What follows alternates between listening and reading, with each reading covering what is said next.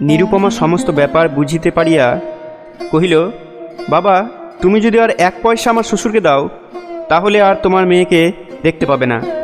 এই তোমার গা ছুঁয়ে বললুম। সৃজনে আপনাদের স্বাগত। আজকের গল্প রবীন্দ্রনাথ ঠাকুরের লেখা দেনা পাওনা। গল্প পাঠে আমি শুভজিৎ। তাহলে এবার শুরু করি।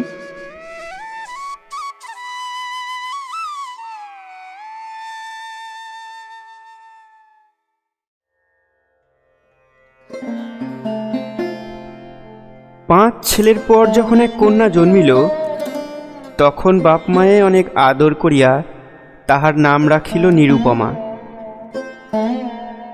এ গোষ্ঠীতে এমন শৌখিন নাম ইতিপূর্বে কখনো শোনা যায় নাই। প্রায় ঠাকুর দেবতার নামই প্রচলিত ছিল। গণেশ, কার্তিক, পার্বতী তাহার উদাহরণ। এখন নিরুপমার বিবাহের প্রস্তাব চলিতেছে। তাহার পিতা রামসুন্দর মিত্র অনেক খোঁজ করেন, কিন্তু পাত্র কিছুতেই মনের মতো হয় না।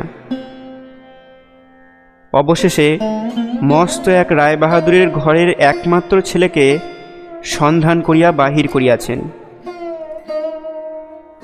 উক্ত রায়বাহাদুরের পৈতৃক বিষয়াশয় যদিও অনেক হ্রাস হইয়া আসিয়াছে, কিন্তু বনেদি ঘর বটে।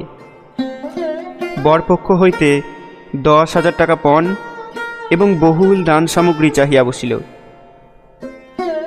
রামসুন্দর কিছুমাত্র বিবেচনা না করিয়া তাহাতেই সম্মত হইলেন। এমন পাত্র কোনো মতে হাতছাড়া করা যায় না। কিছুতেই টাকার জোগাড় আর হয় না। বাঁধা দিয়া বিক্রয় করিয়া অনেক চেষ্টাতেও 1,006-7 বাকি রহিল। এদিকে বিবাহের দিন নিকট হইয়া আসিয়াছে। অবশেষে বিবাহের দিন উপস্থিত হইল। নিতান্ত অতিরিক্ত সুদে একজন বাকি টাকাটা ধার দিতে স্বীকার করিয়াছিল, কিন্তু সময়কালে সে উপস্থিত হইল না। বিবাহ সভায় একটা তুমুল গোলযোগ বাঁধিয়া গেল। রামসুন্দর আমাদের রায়বাহাদুরের হাতে পায়ে ধরিয়া বলিলেন, শুভ কার্য সম্পন্ন হইয়া যাক, আমি নিশ্চয় টাকাটা শোধ করিয়া দিব।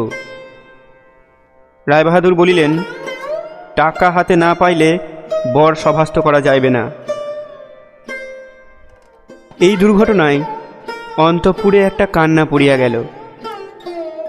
এই গুরুতর বিপদের যে মূল কারণ, সে চেলি পড়িয়া, গহনা পড়িয়া, কপালে চন্দন লেপিয়া চুপ করিয়া বসিয়া আছে। ভাবি শ্বশুরকুলের প্রতি যে তাহার খুব একটা ভক্তি কিংবা অনুরাগ জন্মিতেছে, তাহা বলা যায় না। ইতিমধ্যে একটা সুবিধা হইল। বর সহসা তাহার পিতৃদেবের অবাধ্য হইয়া উঠিল। সে বাপকে বলিয়া বসিল, কেনা বেচা দরদামের কথা আমি বুঝি না, বিবাহ করিতে আসিয়াছি, বিবাহ করিয়া যাইব। বাপ যাহাকে দেখিল তাহাকেই বলিল, দেখেছেন মহাশয়, আজকালকার ছেলেদের ব্যবহার। 2-1 প্রবীর লোক ছিল, তাহারা বলিল, শাস্ত্র শিক্ষা নীতি শিক্ষা একেবারে নাই, কাজেই। বর্তমান শিক্ষার বিষময় ফল নিজের সন্তানের মধ্যে প্রত্যক্ষ করিয়া রায়বাহাদুর হতদম্য হইয়া বসিয়া রহিলেন। বিবাহ এক প্রকার বিষণ্ণ নিরানন্দভাবেই সম্পন্ন হইয়া গেল। শ্বশুরবাড়ি যাইবার সময় নিরুপমাকে বুকে টানিয়া লইয়া বাপ আর চোখের জল রাখিতে পারিলেন না। নীরু জিজ্ঞাসা করিল, তারা কি আর আমাকে আসতে দেবে না বাবা? রামসুন্দর বলিলেন, কেন আসতে দেবে না মা, আমি তোমাকে নিয়ে আসব। রামসুন্দর প্রায়ই মেয়েকে দেখিতে যান, কিন্তু বেহাই বাড়িতে তাঁর কোনো প্রতিপত্তি নাই। চাকরগুলো পর্যন্ত তাহাকে নিচু নজরে দেখে। অন্তঃপুরের বাহিরে একটা স্বতন্ত্র ঘরে 5 মিনিটের জন্য কোনোদিন বা মেয়েকে দেখিতে পান, কোনোদিন বা দেখিতে পান না। কুটুম্ব গৃহে এমন করিয়া অপমান তো সহা যায় না। রামসুন্দর স্থির করিলেন, যেমন করিয়া হোক টাকাটা শোধ করিয়া দিতে হইবে। কিন্তু যে ঋণভার কাঁধে চাপিয়েছে তাহারই ভার সামলানো দুঃসাধ্য। খরচপত্রের অত্যন্ত টানাটানি পড়িয়াছে এবং পাওনাদারদের দৃষ্টিপথ এড়াইবার জন্য সর্বদা নানান রূপহীন কৌশল অবলম্বন করিতে হইতেছে। এদিকে শ্বশুরবাড়ি উঠিতে বসিতে মেয়েকে খোঁটা লাগাইতেছে। পিতৃগৃহের নিন্দা শুনিয়া ঘরে দ্বার দিয়া অশ্রু বিসর্জন তাহার নিত্য ক্রিয়ার মধ্যে দাঁড়াইয়াছে। বিশেষত শাশুড়ির আক্রোশ আর কিছুতেই মেটে না। যদি কেহ বলে, আহা কি শ্রী, বউয়ের মুখখানি দেখিলে চোখ জুড়াইয়া যায়। শাশুড়ি ঝঙ্কার দিয়া উঠিয়া বলে, শ্রী তো ভারী, যেমন ঘরের মেয়ে তেমনই শ্রী। এমনকি বউয়ের খাওয়া পড়ারও যত্ন হয় না। যদি কোনো দয়াপরতন্ত্র প্রতিবেশী কোনো ত্রুটির উল্লেখ করে, শাশুড়ি বলে, ওই ঢের হয়েছে। অর্থাৎ বাপ যদি পুরা দাম দিত তো মেয়ে পুরা যত্ন পাইত। সকলেই এমন ভাব দেখায় যেন বধূর এখানে কোনো অধিকার নাই, ফাঁকি দিয়া প্রবেশ করিয়াছে। বোধহয় কন্যার এই সকল অনাদর এবং অপমানের কথা বাপের কানে গিয়া থাকিবে। তাই রামসুন্দর অবশেষে বসত বাড়ি বিক্রয়ের চেষ্টা করিতে লাগিলেন। কিন্তু ছেলেদের যে গৃহহীন করিতে বসিয়াছেন সে কথা তাহাদের নিকট হইতে গোপনে রাখিলেন। স্থির করিয়াছিলেন বাড়ি বিক্রয় করিয়া সেই বাড়ি ভাড়া লইয়া বাস করিবেন। এমন কৌশলে চলিবেন যে তাহার মৃত্যুর পূর্বে এ কথা ছেলেরা জানিতে পারিবে না। কিন্তু ছেলেরা জানিতে পারিল। সকলে আসিয়া কাঁদিয়া পড়িল। বিশেষত বড় তিনটি ছেলে বিবাহিত এবং তাহাদের কাহারও বা সন্তান আছে। তাহাদের আপত্তি অত্যন্ত গুরুতর হইয়া দাঁড়াইল। বাড়ি বিক্রয় স্থগিত হইল। তখন রামসুন্দর নানা স্থান হইতে বিস্তর সুদে অল্প অল্প করিয়া টাকা ধার করিতে লাগিলেন। এমন হইল যে সংসারের খরচ আর চলে না। নীরু বাপের মুখ দেখিয়া সব বুঝিতে পারিল। বৃদ্ধের পক্ষ কেশে শুষ্ক মুখে এবং সদা সংকুচিত ভাবে দৈন্য এবং দুশ্চিন্তা প্রকাশ হইয়া পড়িল। মেয়ের কাছে যখন বাপ অপরাধী, তখন সে অপরাধের অনুতাপ কি আর গোপন রাখা যায়?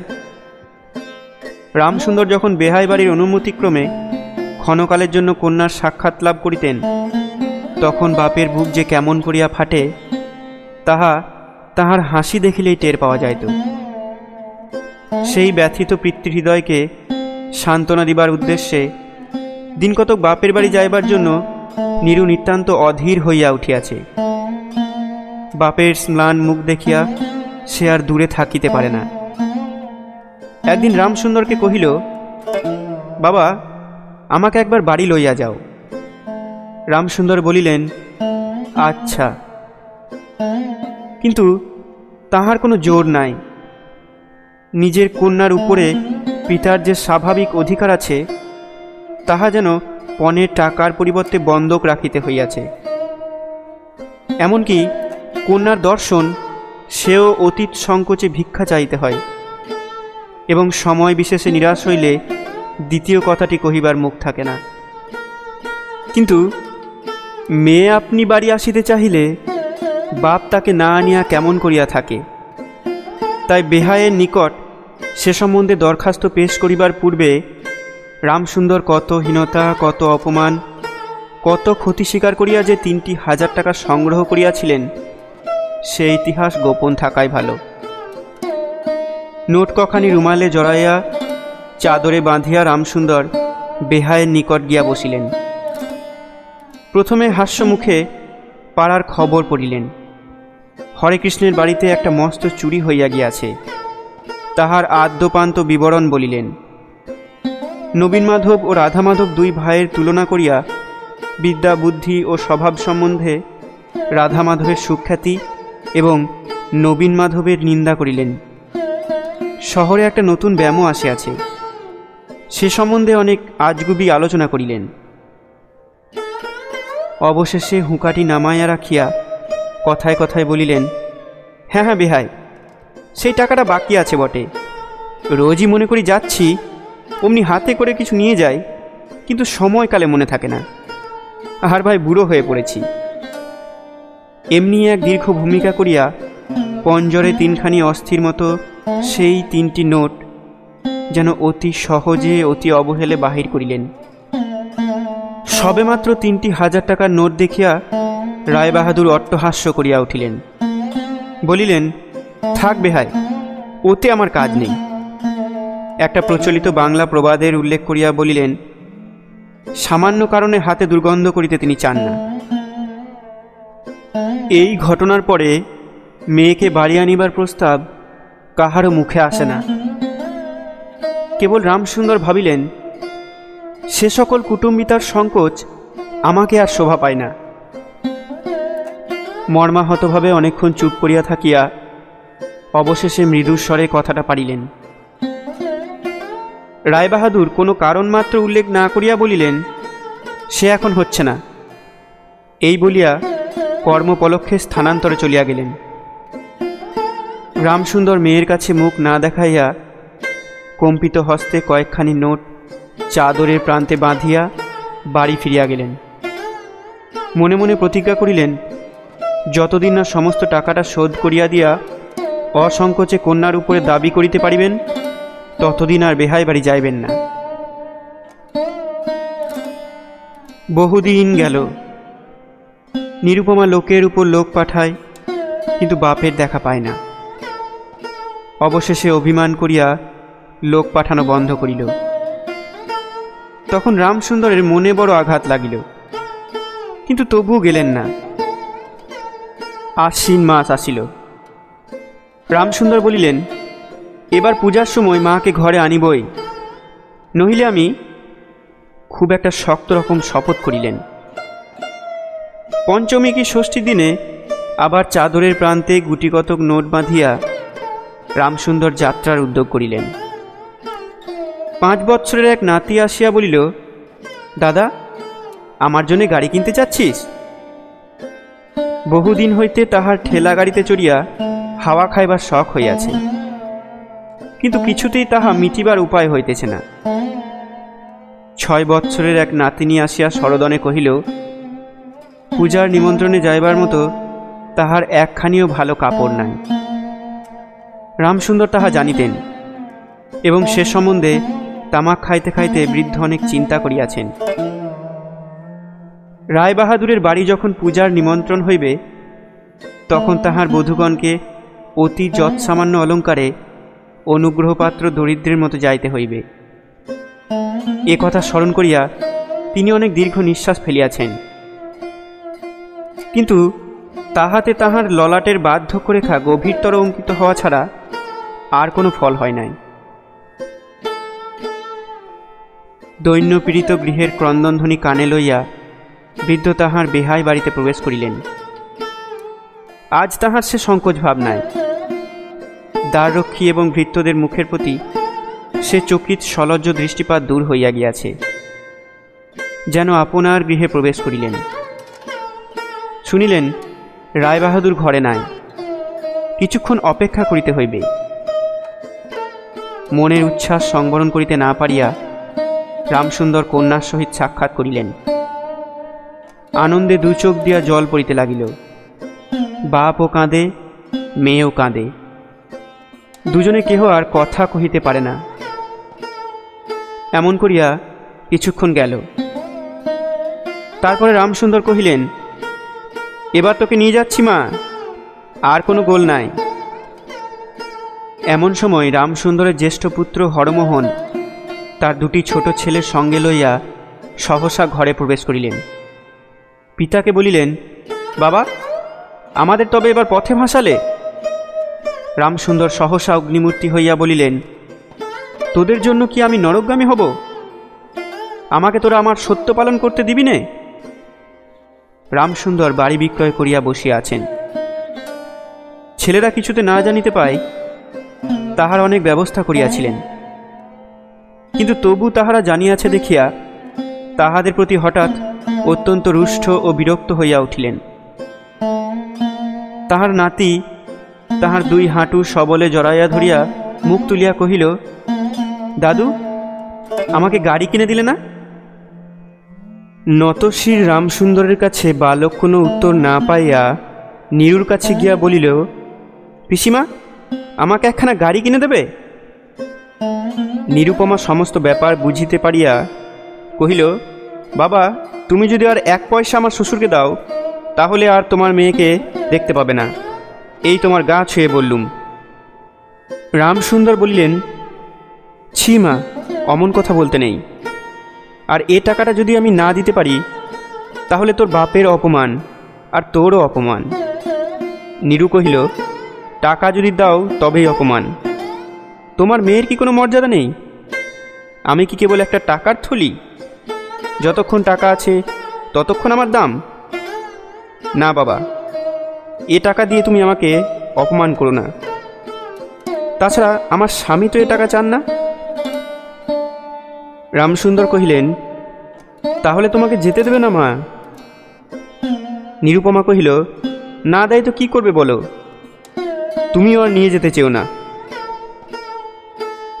রামসুন্দর কম্পিত হস্তে নোট বাঁধা চাদরটি কাঁধে তুলিয়া আবার চোরের মতো সকলের দৃষ্টি এড়াইয়া বাড়ি ফিরিয়া গেলেন।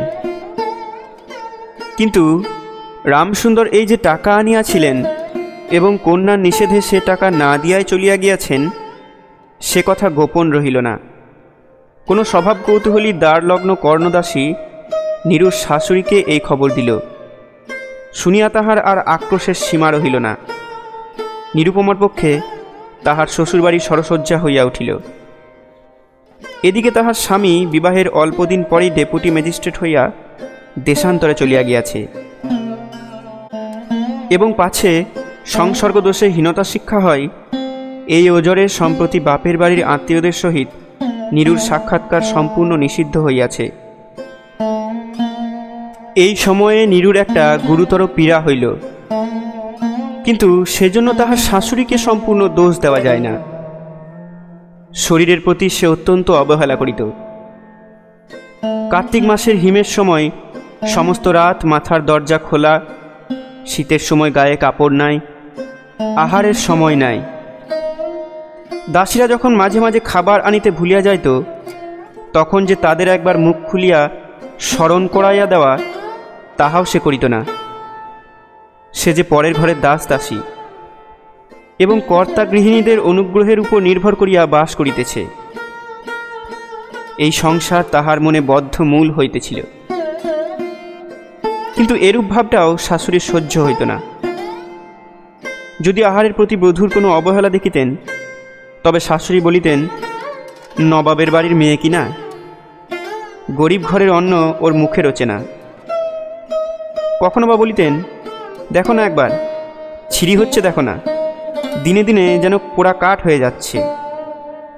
রোগ যখন গুরুতর হইয়া উঠিল, তখন শাশুড়ি বলিলেন, ওর সমস্ত ন্যাকামি। অবশেষে একদিন নীরু সবিনয়ে শাশুড়িকে বলিল, বাবাকে আর আমার ভাইদের একবার দেখব মা। শাশুড়ি বলিলেন, কেবল বাপের বাড়ি যাইবার ছল। কেহ বলিলে বিশ্বাস করিবে না, যেদিন সন্ধ্যার সময় নীরুর শ্বাস উপস্থিত হইল, সেই দিন প্রথম ডাক্তার দেখিল এবং সেই দিন ডাক্তারের দেখা শেষ হইল। বাড়ির বড় বউ মরিয়াছে। খুব ধুম করিয়া অন্ত্যেষ্টিক্রিয়া সম্পন্ন হইল। প্রতিমা বিসর্জনের সমারোহ সম্বন্ধে জেলার মধ্যে রায়চৌধুরীদের যেমন লোকবিখ্যাত প্রতিপত্তি আছে, বড় বউয়ের সৎকার সম্বন্ধে রায়বাহাদুরদের তেমনই একটা খ্যাতি রটিয়া গেল। এমন চন্দন কাষ্ঠের চিতা এ মুলুকে কেহ কখনো দেখে নাই। এমন ঘটা করিয়া শ্রাদ্ধও কেবল রায়বাহাদুরদের বাড়িতেই সম্ভব এবং শোনা যায়। ইহাতে তাহাদের কিঞ্চিত ঋণ হইয়াছিল। রামসুন্দরকে সান্ত্বনা দিবার সময় তাহার মেয়ের যে কিরূপ মহা সমারোহে মৃত্যু হইয়াছে, সকলেই তাহার বহুল বর্ণনা করিল। এদিকে ডেপুটি ম্যাজিস্ট্রেটের চিঠি আসিল, আমি এখানে সমস্ত বন্দোবস্ত করিয়া লইয়াছি, অতএব অবিলম্বে আমার স্ত্রীকে এখানে পাঠাইবে। রায়বাহাদুরের মহিষী লিখিলেন, বাবা, তোমার জন্য আর একটি মেয়ের সম্বন্ধ করিয়াছি, অতএব অবিলম্বে ছুটি লইয়া এখানে আসিবে। এবারে 20,000 টাকা পণ এবং হাতে হাতে আদায়।